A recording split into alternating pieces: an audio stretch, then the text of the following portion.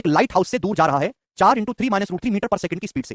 एक navy captain है, metre पर सेकंड है ये, जो 4 × 3 - √3 मीटर पर सेकंड की स्पीड से प्रकाश स्तंभ से दूर जा रहा है। वो देखता है कि लाइट स्टम्प के टॉप का एलिवेशन एंगल 60 डिग्री से 45 डिग्री तक बदलने में 1 मिनट का टाइम लगा। कितना समय लगा? 1 मिनट। तो लाइट हाउस की हाइट कितनी है? करो दोस्त, बहुत अच्छा सवाल है।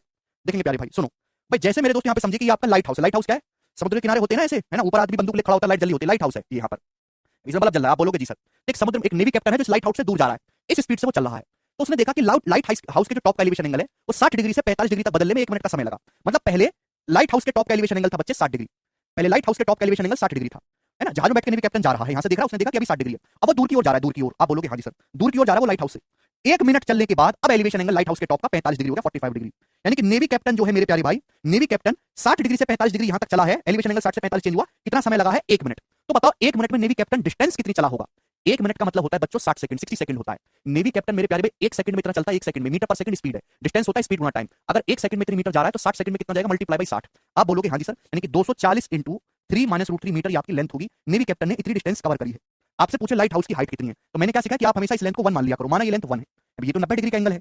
अगर 30 डिग्री के सामने 1 है तो 60 डिग्री के सामने बच्चे √3 होगा, ये √3 होगा। आप बोलोगे जी सर बिल्कुल सही। अब बच्चों 45 डिग्री के सामने अगर ये लेंथ √3 है, 45 डिग्री के सामने √3 है, तो ये एंगल भी 45 है। 45 डिग्री के सामने ये भी √3 होगा, 45 डिग्री के सामने ये भी √3 होगा पूरा। 45 के सामने ये √3, तो 45 के सामने ये भी √3 होगा। तो ये कितना बचेगा जी? √3 - 1 मीटर। ये √3 - 1 मिनट बचेगा। आप बोलोगे जी सर √3 - 1 बचेगा। और √3 - 1 की वैल्यू सवाल में 240 × 3 - √3 दे रखी है। तो यहां से भैया इसको काटेंगे तो 240 √3 आ जाएगा। 1 मिनट की वैल्यू कितनी है? 240। अभी 3 - √3 में से √3 जब आप कॉमन लेंगे, √3 कॉमन लेंगे तो √3 - 1 कट जाएगा। तो 1 मिनट के लिए 240 √3 मीटर आ गई। अरे भाई √3 कॉमन लेंगे तो √3 - 1 कट जाएगा। 1 मिनट की वैल्यू आएगी 240 √3 मीटर। लाइट हाउस की हाइट पूछिए तो √3 यूनिट की वैल्यू आएगी। √3 यूनिट की वैल्यू आएगी 240 √3 गुणा √3। 240 √3 की √3 में गुणा करेंगे तो 240 आ जाएगा। 240 720 मीटर, 720 720 मीटर। तो लाइट हाउस की जो हाइट है वो 720 मीटर है। B option.